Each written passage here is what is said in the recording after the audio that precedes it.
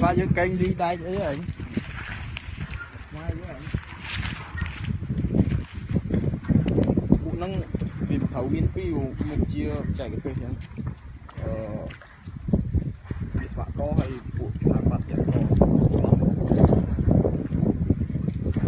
này xây mình ôi à không cái nào hả đi về chưa ta có mà đấy có quá là tôi được họ chọc lập một cái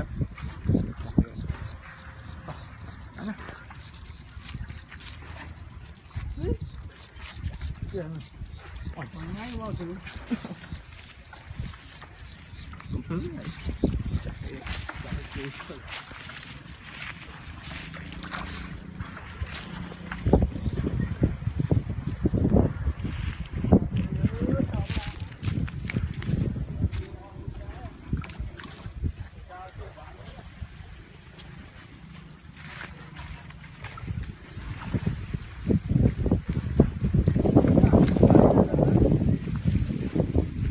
lâu lắm còn này lại có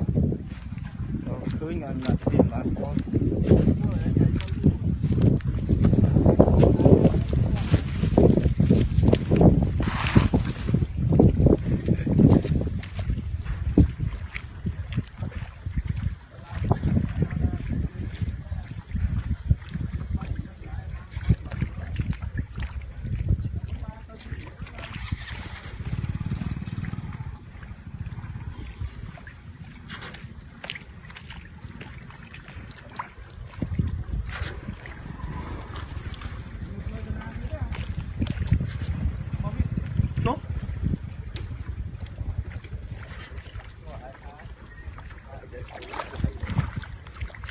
là không quay mắng cái đó khai một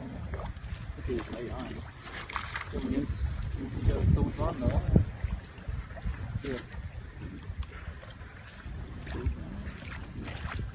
quăng mưa mà là